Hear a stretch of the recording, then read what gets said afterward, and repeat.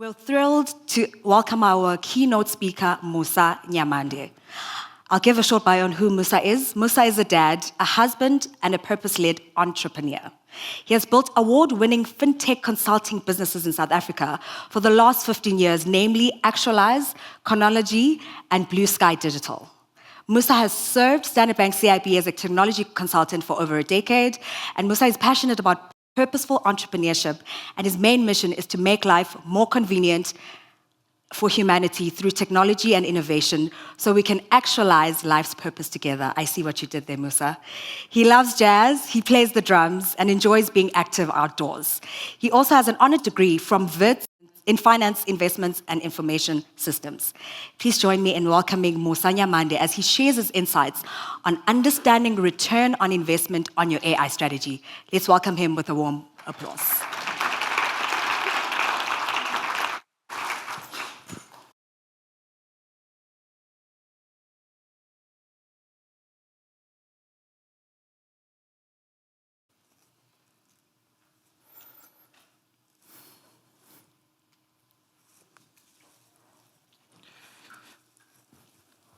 Ma'am, what do you see on the screen? The number 6. Please confirm with the person next to you. Both of you are seeing number 6. Wonderful. Let's check with someone else. What do you see? Matata. How is it that people can look at the very same thing but see completely different things? This is the question of perspective. And what we want to achieve today is a perspective shift. Your perspective is unique to you. The way you see AI, the way you view AI, your perspectives about AI, they are unique to you. And we're going to form some new perspectives together during this session. I want to do another test. Who do I pick on today? Who am I going to pick on? I see a lot of people are avoiding eye contact. Kotato, when you see this message, if you were to get this message, what would come to you immediately? What would come to mind? Oh crap. Okay. Why? What comes to mind when you see this?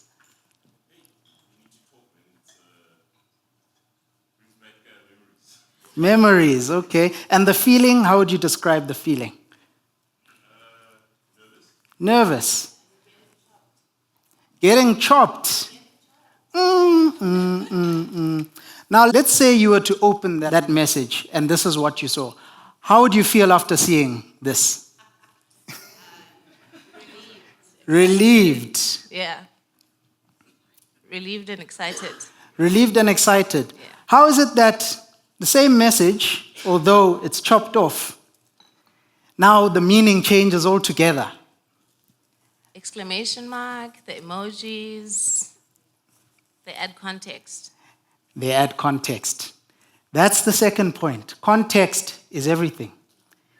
In this AI story, you bring a unique context to it. Your unique data, your unique situations, they give context to how you use AI and your AI story.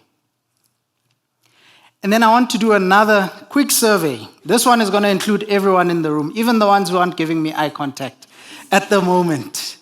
I want you to talk to the person next to you, just for 10 or 15 seconds. What I'm gauging is how much experience we have in this room. Just in a number of years, take 15 seconds. For those who are online, drop the number of years of experience that you've got into the chat, and then I'll ask our facilitator to give us just a few numbers. Please take 15 seconds, speak to the person next to you.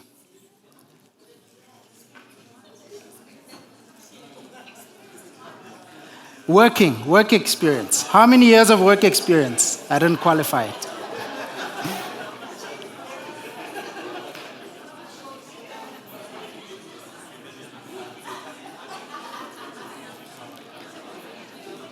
Four seconds, 3 seconds, 2 seconds. Your time is up. Let's do a random sample around the room. All right? I'll start with some familiar faces, names that I recognize. Charlton, I'll pick on you. What's the number that you came up with between yourself and the person next to you? 23 combined. All right, wonderful. On average, 11 and a half between the two of you. Any volunteers who wants to raise their hand? Okay? 28 between the two of you. Wonderful. 14 on average.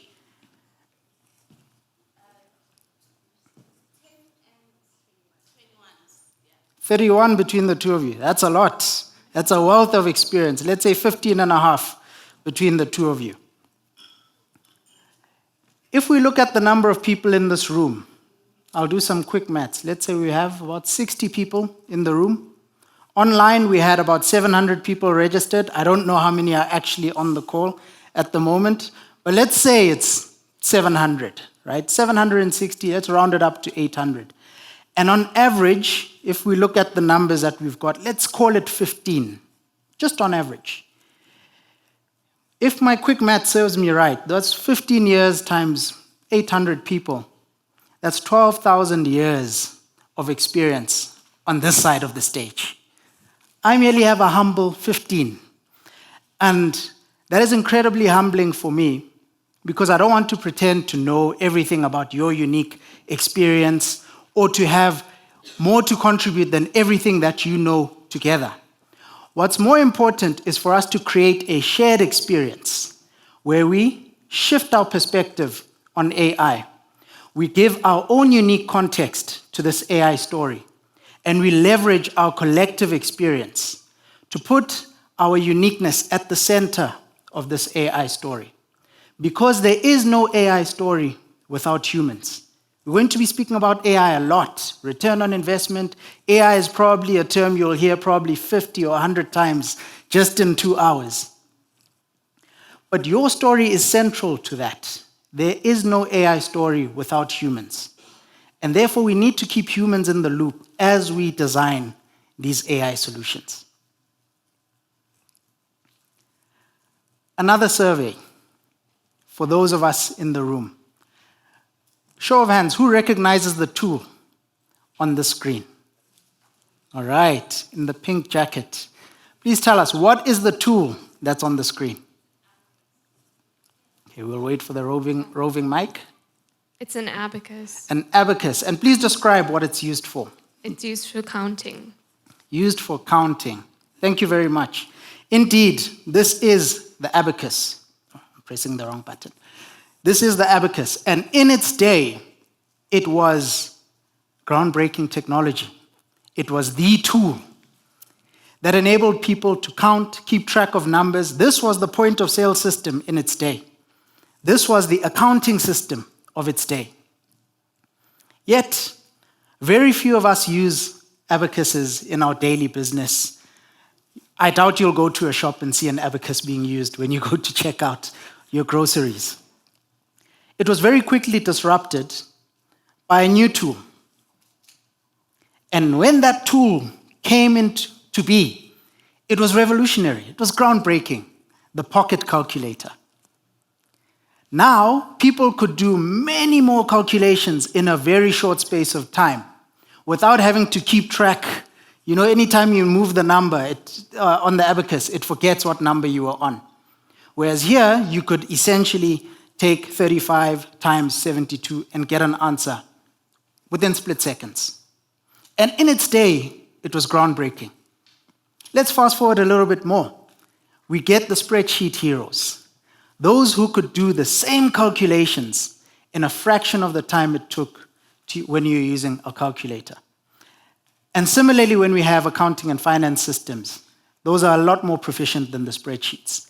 And today we have AI-enabled finance and accounting systems which don't need manual input. If we track this trajectory, we see that the tools have evolved, yet they were all designed and built and used by humans. What I want to put to you is that intelligence, human intelligence, has always been part of the story. because we are the ones who have been developing and using the tools. And the tools are really subject to the human intelligence. That's why we call it artificial intelligence.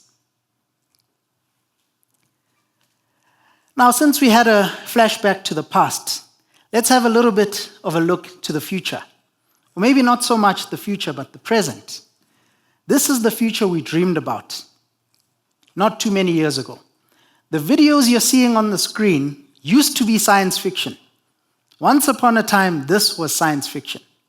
But today, these are real videos. Today, we can take a skyscraper, similar in size to the fire station building in Rosebank.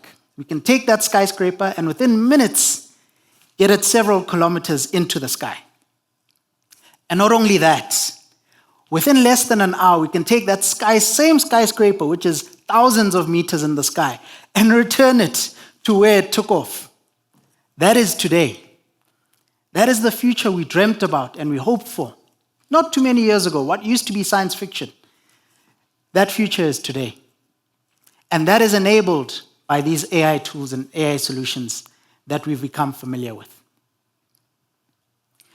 I wanted to give that as a context setter or as a frame of reference to say what was science fiction in the past is today's technology. Think about your ideas, what in your imagination seems like science fiction, and realize that not too long from now, it might not be science fiction. It might be the reality that we see. I encourage you to have that frame of reference when it comes to innovation.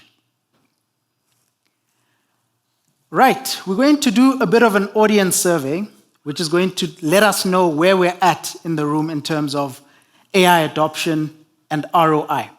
So I encourage you to scan this QR code. It's going to be a short survey, only 4 questions, 10 to 15 seconds per question. To my co-facilitators, I'm going to ask that we leave the QR code on the screen, but for those who are joining us online, please do share the link in the chat for those who are joining us online so that they can participate in this Menti. I see the phones are out, eyes are on the screens now. Who isn't yet sorted with the Menti? We'll leave it for another few seconds. One more person. Excellent. Here are the answers that we're seeing. For question 1, what's the percentage that we're seeing in terms of adoption?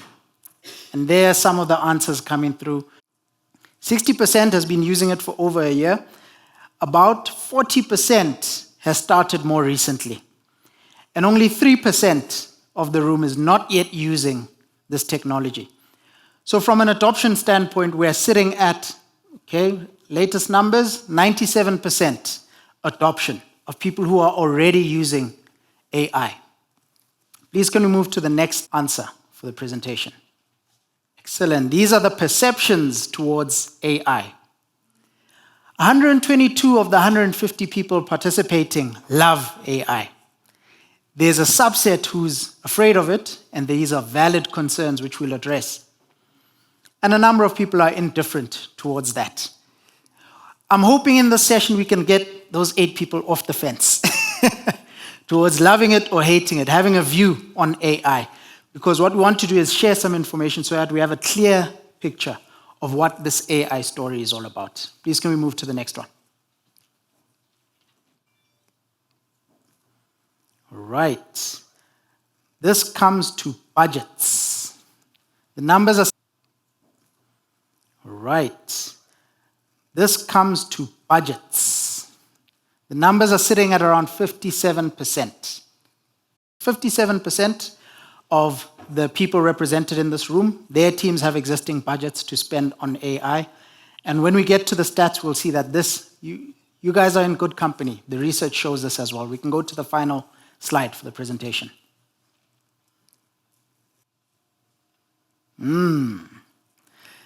Every time I give this keynote, this is the part where the answers shift. The adoption levels are high, the perceptions are mostly positive, and the budgets are there. However, this question of ROI is a tricky one. From what I'm seeing here in the room, 35% is actually not bad compared to what the stats say. If 35% of us are seeing tangible return on investment on the AI investments we're making, we're actually far beyond what the market is doing. I'm going to ask our co-facilitators to please return to the slide presentation. Thank you very much. When we look at the adoption level, in the room we're sitting at around 97%, which is far above what the research shows. The research shows that 3/4 of knowledge workers are already using AI for their work. The adoption levels are high. In this room, higher than the average. Let's look at the perceptions. Most of us have positive perceptions towards AI. And the research done by Microsoft, Salesforce, and the IDC shows that 2/3 of knowledge workers have positive perceptions towards AI for their work and for their business. Let's test this budget one. About half, I think it was 64%, if I remember correctly, have existing budgets to spend on AI. And this mirrors what we're seeing in the research. Yet the last one is the most tricky one. In this room, 35% is very impressive. The infamous study by MIT, a lot of us, or maybe some of us, like the nerds like me, have read that research report and found that less than 5% of AI pilots deliver a tangible return on investment. So the 35% we're seeing in this room is quite higher than what we're seeing in the research. Now, why is it that there are those 5% who've got it right and the other 95%, 19 out of 20, who aren't yet seeing a tangible return on investment? It turns out that there are predictable reasons for making it into the 5%. And the theme of this conversation is for us to be part of that 5% or growing number of those that achieve a tangible return on investment, rather than being in the majority who essentially throw money away. And to set context for this, I want to take you on a trip. In 2018, I got the opportunity of a lifetime to visit this marvelous country called Singapore, where I noticed that innovation is really woven into the fabric of the society. For those Kaizer Chiefs fans in the room, please can we just ignore the t-shirt on the screen? I'm not trying to trigger anybody. Yeah, I just happen to be supporting the best team in the world. That was my version of a trigger warning. In any case, I got to experience this society and had the privilege of meeting executives in the nation's largest bank, the Development Bank of Singapore. And already in 2018, they had been 3 years into their AI journey. They had started 10 years ago, in 2015, investing in AI.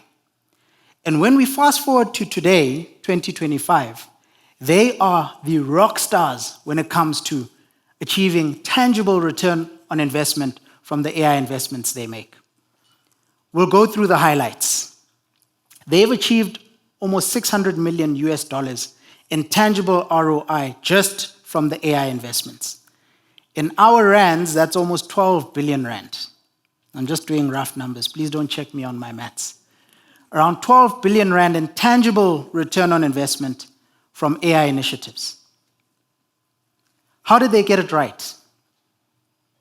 I'll use an analogy. Let's say some of us in this room have investment portfolios. We invest in stocks, maybe using online share trader. Let's imagine when we log into OST, we see a portfolio of 350 different assets, securities that we've invested in. We can see the value of those, how much we invested, and we can see the returns since we invested. This is the way they approached their AI portfolio. They had a clear discipline in terms of how they were going to measure ROI, and they managed all of their AI use cases as a portfolio, similar to an investment portfolio. In terms of humans, they kept humans in the loop.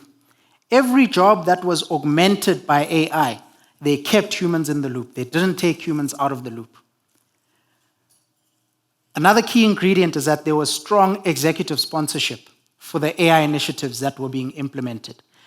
And what I love seeing is that there's a similar pattern that we're seeing in this organization, very close to home. In the panel discussion, we're going to hear about the Smart Council, the CIB Smart Council, which is that mechanism or that council for sponsoring these AI initiatives at a central space and federating them through to the business units. We're going to hear more about that during the panel discussion. And lastly, this was part of a bank-wide operating model. They didn't only include it in certain areas, they implemented it throughout the organization. Everything from customer-facing front-end solutions for customer onboarding, loan reviews and applications, through to fraud prevention and the employee assistance systems. This is what led to their success. I'm going to move quickly to the next case study. We went from the east, now we're going to go to the west, the Bank of America. They implemented a solution called Erica, which was for their clients. It essentially is an AI assistant embedded into the channel that the clients are logging into. They also created Erica for employees, which is now assisting and empowering the employees inside the organization. They came up with a similar but pretty boring name for it, Erica for employees. I think the marketing department wasn't involved in naming that product. Yet the results were really remarkable for them. Erica, for the customers, enabled 3 billion transactions which were assisted by AI. For employees, there was 90% adoption. So the adoption metrics and the adoption numbers were really key to the success of this solution. And going further from an adoption perspective, it was used by 50 million unique users. That's almost their entire client base. This is the key to success and achieving a tangible return on your AI investments. Embedding it into the channel that the customers or the employees are already facing, and being highly agile in augmenting your capabilities. Let's move to the next one. We went from east to west, now we're going to go a lot closer to home. This is a case study in terms of back office optimization. Here at Standard Bank, AI was implemented to automate a lot of manual processes in the card management space. There were a lot of operational processes which previously took 150 hours, and post this implementation took 5 hours. So we're able to get to a point where we saw a 97% efficiency gain, which was remarkable, incredibly powerful. How did they get it right? There was precise scoping of those high-volume tasks which are remarkably costly from an operational perspective. Those tasks were scoped, and then they were implemented on this automated system. That was key to the success. Similarly, the executive sponsorship, like we're seeing with the Smart CIB Council, as well as tight system integration. This is what the organizations did to be part of the 5% that's winning with AI. And let's zoom out from these 3 case studies, which are looking at the financial service industry, but particular players. But let's zoom out a bit and look at the industry as a whole, globally. The financial services industry is spending more than any other industry on AI. 20% of what's spent on AI is spent just by the financial services industry globally. That's banks, insurance companies, asset managers, fintechs, and the like. 20%. All the other industries share the other 80%. And neither of those industries come anywhere close to 20% of the share of wallet. So we're seeing that this is a serious space where budgets are being invested in the financial services industry. Not only is it being invested now, the growth trajectory is really remarkable. On a compounded basis, it's at around 30% growth per year. And by 2027, we're anticipating close to, 2027, close to 100 billion spent on AI per annum, just by the financial services industry. So we see the budgets are going there, but the main pain point is still the ROI. This is what's pointed out in the MIT study. The financial services industry is that one industry that's showing the lowest metrics in terms of return on investment. So we can see that this is a pain point, and I believe that's why this conversation is really, really, really topical. Now let's look at the ways to measure return on investment. This is what's key to being on the winning side of your ROI journey. You get financial metrics and you get non-financial metrics. On the financial side, usual suspects, revenue, cost, and profit. Non-financial side, you get efficiency, sustainability, and risk. And each of these have their own metrics. So let's imagine AI enables you to cross-sell or upsell to customers better, similar to the case study that we'll be hearing about later. Cross-selling and upselling, giving recommendations to customers, increasing revenue. That's impact in terms of revenue. On the cost side, I like giving this case study of someone who's, for most people, they'd call him a senior citizen. 94 years old, his name is Lou Siegel. Those of us who know Ascot Cosmetics out in Terrefontaine, Lou Siegel is the founder of Ascot Cosmetics. Still in the business, 94 years old. He's using AI. And he shared this case study that, I used to pay a production team to produce videos for us as adverts, and it used to cost me about 4,000 to 6,000 Rand per video. But guess what? I'm using an AI tool now, and each video costs me about 30 to 40 Rand. There's a tangible ROI case study by someone who most of us would call a very senior citizen who has innovation as part of his mindset. And he's seeing more than a 99% cost reduction as his ROI on adopting AI. Profit, not going to speak too much about that one. That's that magic state where revenue increases and cost decreases, both of them at the same time, getting us into that space that we enjoy called profit. The non-financial side, when it comes to efficiency, if we look at that case study that we saw in Standard Bank, 150 hours to 50 hours, that's an efficiency improvement.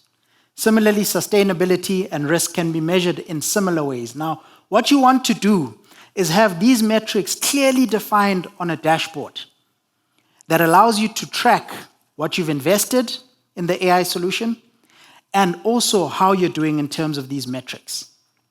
That's the key to success in terms of earning a tangible return on your AI investments. Regarding the levels of automation, what I want to introduce is that there's a time and a place for each level, from the very basic levels of automation through to the more advanced, fully automated levels of automation. Level 1, we call the deterministic kind of automation. This is your windshield wiper. Windshield wet, wiper on. Windshield dry, wiper not on. Very basic, rule-based. And there's a time and a place for this, just like some of the solutions that we've built inside the bank, like Paydo, which is a rules engine that is deterministic and analyzes the risk on cross-border payments. You then move to partial automation, which is now your cruise control. Not yet adaptive cruise control, but your cruise control. You set a speed, and the vehicle manages the speed for you. You then move to level 3, which is your adaptive cruise control, which now measures the distance between you and the car in front of you. Then we get to level 4 and level 5, which is taking us more and more to full self-driving, where level 5 is you get in the car, no steering wheel, no pedals, set destination, and off you go. There's a time and a place for each of these levels of automation, even in the business, in terms of how we're adopting AI.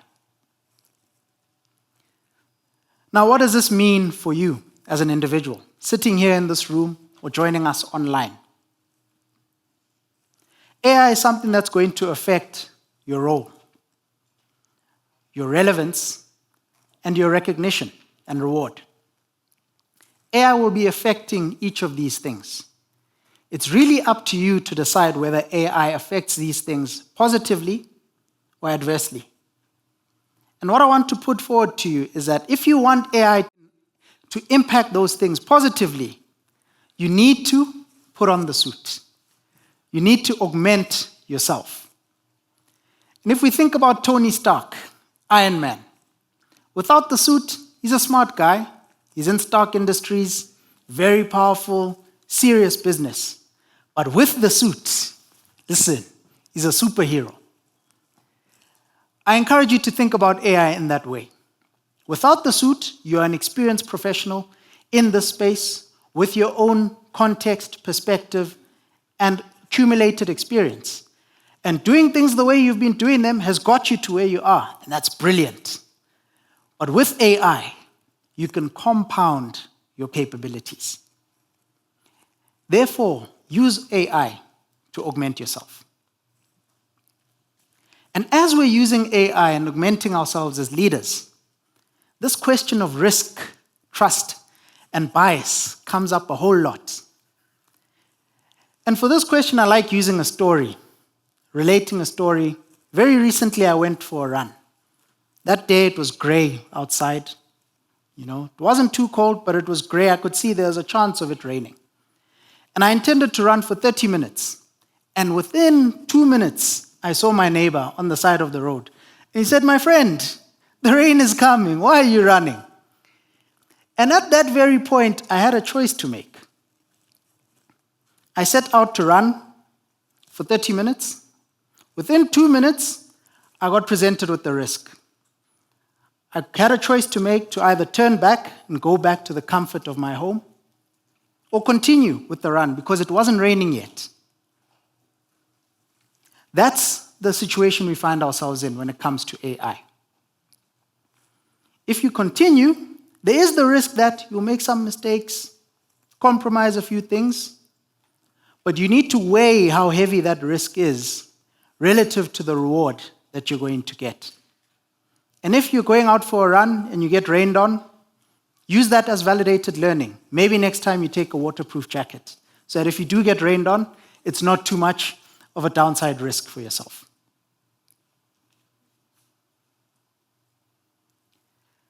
And in our journey of adopting AI, what I encourage us to do is raise our game. Similar to putting on the suit as an individual. As an organization, we really can raise our game using these 5 pillars that I want to introduce to take us from the point where we have pains of AI transformation through to the payoffs of AI transformation, where we have proven ROI. We have agility strength, the agility to deliver at scale. And we have seamless integration so that our AI solutions work on real-time data sets instead of dated data sets.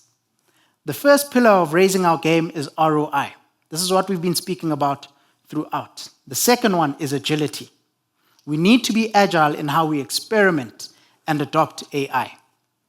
The third one is integration.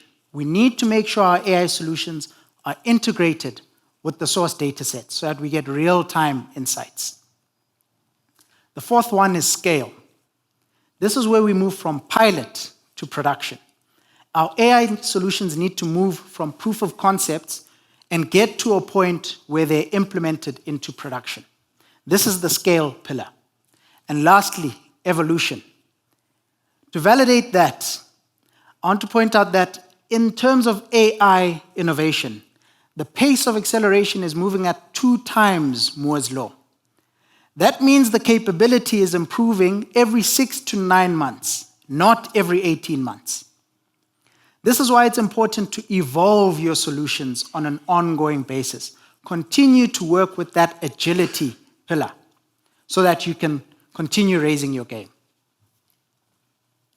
And as we're experimenting with AI, we recognize that various teams and individuals are at different levels. Some of us are still crawling. We're experimenting with AI. We're starting out, trying out a few AI solutions and learning as we go. And that's perfectly fine because that sets up a solid foundation for where we're going to go. From the crawling, we want to get to a point where we're walking, where we have a few AI solutions, they're working in production, we're getting feedback, they're not yet optimized, but we're learning and we're getting feedback. As you build on that feedback, you get to a point where now you can start running. AI solutions are working in production, they're giving you feedback, and you're starting to see signals of tangible ROI. Ultimately, you get to a point where you're flying. You can get hundreds of AI use cases working in production, with many or all of them giving you tangible return on investment, where you're measuring those AI solutions as a portfolio. This is how we go from crawling to flying. Now, to bring us back to what we did at the beginning, that scorecard that you did is the beginning of measuring your AI readiness. This will give you the AI opportunity map, which you'll learn about as you go through the results that you got on the questionnaire. We don't need to look at it now. Fortunately, by the time you submit that questionnaire, the report will be on its way into your inbox. So that's something you can have a look at post this session. But really, what you want is to identify those opportunities, implement them as soon as possible using a hackathon, and we'll hear about that through the case studies that we're going to discuss. There's a case study where, together with John, Trishal, and Stephanie's team, we implemented 3 AI solutions within 24 hours. That is something that can be implemented using a hackathon. Once you've implemented those pilots, you then want to get those into production using your AI transformation journey. Once you've got them into production, you want to upskill your developers, your teams, and colleagues on how to use this technology. And once you've got that, you can get ready to fly, where you're operating multiple AI use cases at scale, and you're evolving them and reinventing them as you go. That essentially concludes our conversation, and thank you very much.